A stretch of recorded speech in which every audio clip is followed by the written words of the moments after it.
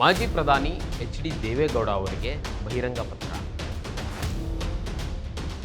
ಉತ್ತರದ ದಾಸ್ಯಕ್ಕೆ ನಮ್ಮನ್ನು ತಳ್ಳಿರುವಾಗ ನೀವು ಸುಮ್ಮನೆ ಕೂರಬಾರದು. ಲೋಕಸಭಾ ಕ್ಷೇತ್ರಗಳ ಪುನರ್ವಿಂಗಡಣೆಯ ಮಸೂದೆಯನ್ನು ಜಾರಿಯಾಗಬೇಕು. ವೀಕ್ಷಕರೇ ನಮಸ್ಕಾರ, ಈ ದಿನ .comಗೆ ಸ್ವಾಗತ. ನಾನು ಮನೋಜ್ ಆರ್ ಕಂಬಳಿ. ಕನ್ನಡ ನಾಡಿನ ಎಲ್ಲರ ಪರವಾಗಿ ಚಿಂತಕರು, ಬರಹಗಾರರು ಆದ ನಾಗೇಗೌಡ ಕೀಲಾರ ಹಾಗೂ ರಾಜೇಂದ್ರ ಪ್ರಸಾದ್ ಮಂಡ್ಯ ಅವರು ಮಾಜಿ ಪ್ರಧಾನಿ ಎಚ್.ಡಿ. ದೇವೇಗೌಡ ಅವರಿಗೆ ಬಹಿರಂಗ ಪತ್ರವನ್ನು ಬರೆದಿದ್ದಾರೆ. ಈ ವಿಡಿಯೋ ಕೊನೆವರೆಗೂ ನೋಡಿ ಮತ್ತು ಎಲ್ಲರಿಗೂ ಈ ವಿಡಿಯೋ ತಲುಪುವಂತೆ ಮಾಡಿ. ಶ್ರೀ ಎಚ್.ಡಿ. ದೇವೇಗೌಡರವರಿಗೆ ಮಾಜಿ ಪ್ರಧಾನಮಂತ್ರಿಗಳು, ಭಾರತ ಸರ್ಕಾರ, ಬೆಂಗಳೂರು. ನಮಸ್ಕಾರ ಸರ್, ನೀವು ಆರೋಗ್ಯವಾಗಿದ್ದೀರಿ ಎಂದು ಭಾವಿಸ್ತೇವೆ. ಕನ್ನಡ ನಾಡಿನ ಹಲವು ಯೋಜನೆಗಳು, ಸಮಸ್ಯೆಗಳನ್ನು ಕುರಿತಾಗಿ ಸಂಸತ್ತಿನಲ್ಲಿ 90ರ ಹರೆಯದಲ್ಲೂ ನೀವು ಮಾತನಾಡುವ, ವಾದಿಸುವ, ಆಗ್ರಹಿಸುವ ರೀತಿಯು ನೈಜ ಪ್ರಜಾಸತ್ತಾತ್ಮಕ ಮಾದರಿಯನ್ನು ಸಾಬೀತುಪಡಿಸುತ್ತಿದೆ ಎಂದೇ ನಂಬಿದ್ದೇವೆ. ಕಳೆದ 1.25 ದಶಕದಲ್ಲಿ ದೆಹಲಿಯ ಒಕ್ಕೂಟ ಸರ್ಕಾರವು ಅರ್ಥಾತ್ ಮೋದಿ ಸರ್ಕಾರ ರಾಜ್ಯ ಸರ್ಕಾರಗಳ ಅಧಿಕಾರ, ಹಣ, ಸ್ವಾಯತ್ತತೆಗಳನ್ನು ಕಸಿದುಕೊಳ್ಳುವಂತಹ ಹಲವು ಮಸೂದೆಗಳನ್ನು ಸಂಸತ್ತಿನಲ್ಲಿ ಮಂಡಿಸುತ್ತಾ ಬಂದಿದೆ. ಇದು ಒಕ್ಕೂಟ ವ್ಯವಸ್ಥೆಯನ್ನು ಒಂದು ಕೇಂದ್ರೀಕೃತ ವ್ಯವಸ್ಥೆಯೊಳಗೆ ತರುವ ಬಹುದೊಡ್ಡ ಹುನ್ನಾರದಂತೆ ಕಾಣ್ತಾ ಇದೆ. ಈ ಬಗ್ಗೆ ವಿರೋಧ ಪಕ್ಷಗಳು ಅಲ್ಲಲ್ಲಿ ಪ್ರತಿರೋಧ ತೋರಿದ್ದರಾದರೂ ಸಫಲರಾಗಲು ಸಾಧ್ಯವಾಗಿಲ್ಲ. ಇದೆಲ್ಲವೂ ತಮ್ಮ ಗಮನದಲ್ಲಿರುತ್ತದೆಯಾದರೂ ನೆನಪಿಸುವ ಅನಿವಾರ್ಯತೆ ಉಂಟಾಗಿದೆ. ಇದೀಗ ಮೋದಿ ಅವರ ನೇತೃತ್ವದ ಒಕ್ಕೂಟ ಸರ್ಕಾರವು ಲೋಕಸಭಾ ಕ್ಷೇತ್ರಗಳ ಪುನರ್ವಿಂಗಡಣೆಯ ಮಸೂದೆಯನ್ನು ಸಂಸತ್ತಿನಲ್ಲಿ ಮಂಡಿಸಲು ಸಕಲ ಸಿದ್ಧತೆಯನ್ನು ನಡೆಸಿದೆ. ಇದು ದಕ್ಷಿಣ ಭಾರತದ ನಾಡು, ನುಡಿ ಮತ್ತು ಜನರನ್ನು ಉತ್ತರ ಭಾರತೀಯರ ದಾಸ್ಯಕ್ಕೆ ದುಡುವ ಅಧಿಕೃತ ಶಾಸನವಾಗಿ ಹೊರಹೊಮ್ಮಲಿದೆ. ಗಮನಿಸಿ ಸರ್, ಸ್ವತಂತ್ರ ನಂತರದ 7-8 ದಶಕಗಳ ನಂತರವೂ ಉತ್ತರದ ಹಲವು ರಾಜ್ಯಗಳು ಜನಸಂಖ್ಯಾ ನಿಯಂತ್ರಣವನ್ನು ಗಂಭೀರವಾಗಿ ಪರಿಗಣಿಸಿದ ಪರಿಣಾಮ ಅಲ್ಲಿನ ಜನಸಂಖ್ಯೆ ಅತಿಯಾಗಿ ದಕ್ಷಿಣದ ರಾಜ್ಯಗಳೆಡೆಗೆ ವಲಸೆ ವಿಪರೀತವಾಗಿದೆ. ಇದರಿಂದಾಗಿ ಇಲ್ಲಿನ ಸ್ಥಳೀಯರಿಗೆ ಉದ್ಯೋಗ, ವೃತ್ತಿಪರ ಅವಕಾಶಗಳು ಕಡಿಮೆಯಾಗಿ ಪೈಪೋಟಿ ಅನಾರೋಗ್ಯಕರವಾಗಿದೆ. ಇದೀಗ ಜನಸಂಖ್ಯೆಯ ಆಧಾರದ ಮೇಲೆ ಉತ್ತರದ ರಾಜ್ಯಗಳು ಅತಿ ಹೆಚ್ಚು ಲೋಕಸಭಾ ಕ್ಷೇತ್ರಗಳನ್ನು ಹೊಂದಲಿವೆ.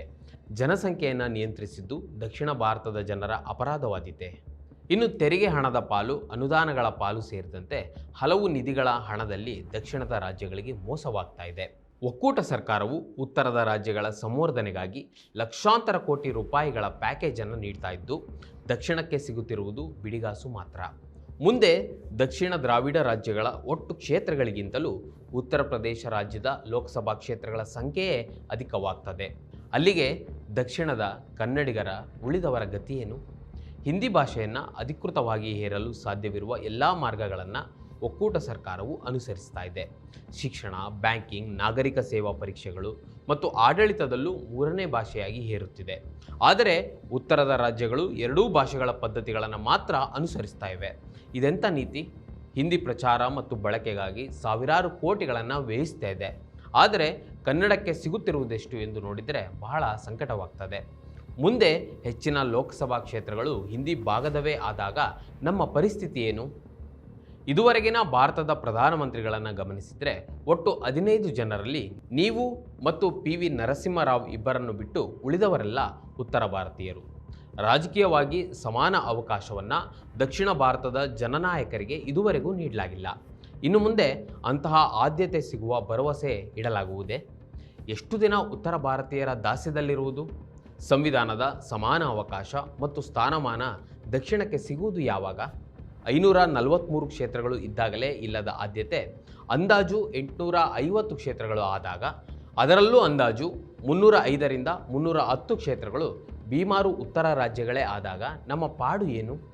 ಸರ್, ಕ್ಷೇತ್ರ ಪುನರ್ವಿಂಗಡಣೆಯು ದಕ್ಷಿಣದ ರಾಜ್ಯಗಳ ಸಾಂವಿಧಾನಿಕ ಸಾರ್ವಭೌಮತ್ವದ ಅಸ್ತಿತ್ವಕ್ಕೆ ಧಕ್ಕೆಯುಂಟು ಮಾಡಲಿದೆ. ನಮ್ಮ ಜನರು ಜನಸಂಖ್ಯೆಯನ್ನು ನಿಯಂತ್ರಿಸಿ ಹಗಲಿರುಳು ದುಡಿದು ಸಂಪಾದಿಸಿ ವಲಸಿಗರಿಗೂ ಅವಕಾಶವನ್ನು ಕೊಟ್ಟು ತಾಯ್ನುಡಿಯನ್ನು ಉಸಿರಾಗಿಸಿಕೊಂಡು ಬಾಳಿ ಬದುಕಿದ್ದಾರೆ. ಅಂತಹ ಬದುಕನ್ನು ಉತ್ತರದ ದಾಸ್ಯಕ್ಕೆ ತಳ್ಳುವ ಈ ಮಸೂದೆಯನ್ನು ಜಾರಿಗೊಳ್ಳಲು ನಿಮ್ಮಂತಹ ಹಿರಿಯ ಸಂಸದೀಯ ನಾಯಕರು ಬಿಡಬಾರದು. ಇಂದು ಇಂಡಿಯಾದಲ್ಲಿರುವ ಏಕೈಕ ಮಾಜಿ ಪ್ರಧಾನಿಯವರು ನೀವೊಬ್ಬರೇ. ಸಂಸತ್ತಿನ 2 ಸದನಗಳಲ್ಲಿರುವ ಅತ್ಯಂತ ಹಿರೀಕ ಸಂಸದೀಯ ಪಟುವು ನೀವೇ ಆಗಿದ್ದೀರಿ. ಅಷ್ಟಲ್ಲದೆ ದಕ್ಷಿಣವನ್ನು ಪ್ರತಿನಿಧಿಸಿರುವ ಪ್ರಧಾನಿಯೂ ನೀವಾಗಿದ್ದೀರಿ. ನಿಮ್ಮ ಪಕ್ಷವು BJPಯನ್ನು ಬೆಂಬಲಿಸಿರಬಹುದು, ಆದರೆ ಇಂತಹ ಮೋಸದ ಮಸೂದೆಯ ಮಂಡನೆಯನ್ನು ನೀವು ತಡೆಗಟ್ಟಬೇಕು. ನಿಮ್ಮ ಬದುಕಿನ ಸಮಯದಲ್ಲಿ ಇದು ಮಂಡನೆಯಾಗಿ ಜಾರಿಯಾದರೆ ಮುಂದಿನ ಪೀಳಿಗೆಗಳು ನಿಮ್ಮನ್ನು ನೆನೆಯಲಾರವು. ನೀವು ಕೂಡ ಉತ್ತರದ ವಂಚಕರೊಂದಿಗೆ ಸೇರಿ ನಮ್ಮ ನಾಡು, ನಮ್ಮ ನುಡಿ, ನಮ್ಮ ಜನಕ್ಕೆ ವಂಚಿಸಿದಂತಾಗ್ತದೆ. ಹಿರೀಕರಾದ ನಿಮ್ಮಲ್ಲಿ ನಾಡಿನ ಜನರ ಪರವಾಗಿ ನಮ್ಮ ಕಳಕಳಿಯ ಮನವಿ ಇಷ್ಟೇ. ದಯವಿಟ್ಟು ದಕ್ಷಿಣ ರಾಜ್ಯಗಳ ಎಲ್ಲ ಜನ ನಾಯಕರನ್ನು ಒಗ್ಗೂಡಿ ಸಮಾಲೋಚಿಸಿ ಈ ಕ್ಷೇತ್ರ ಪುನರ್ವಿಂಗಡಣೆಯ ಮಸೂದೆಯನ್ನು ರದ್ದುಪಡಿಸಲು ನೇತೃತ್ವ ವಹಿಸಿ. ದಕ್ಷಿಣ ಭಾರತದ ಜನರಿಗೆ ಒಕ್ಕೂಟ ಸರ್ಕಾರದಲ್ಲಿ ಸಮಾನ ಅವಕಾಶ ಮತ್ತು ಸ್ಥಾನಮಾನ ಮುಂದಾದರೂ ದೊರೆಯುವಂತಾಗಲಿ. ವಂದನೆಗಳೊಂದಿಗೆ ತಮ್ಮ ನಂಬುಗೆಯ ನಾಗೇಗೌಡ ಕಿಲಾರ ಮತ್ತು ರಾಜೇಂದ್ರ ಪ್ರಸಾದ್ ಮಂಡ್ಯ. ಮತ್ತಷ್ಟು ವಿಶೇಷ ವಿಡಿಯೋಗಳನ್ನು ನೋಡಲು ಮತ್ತು ಹೊಸ ವಿಡಿಯೋಗಳ ಬಗ್ಗೆ ತಿಳಿಯಲು ಈ ದಿನ .com ಯೂಟ್ಯೂಬ್ ಚಾನೆಲ್ ಸಬ್ಸ್ಕ್ರೈಬ್ ಮಾಡಿ ಮತ್ತು ಬೆಲ್ ಐಕಾನ್ ಕ್ಲಿಕ್ ಮಾಡಿ.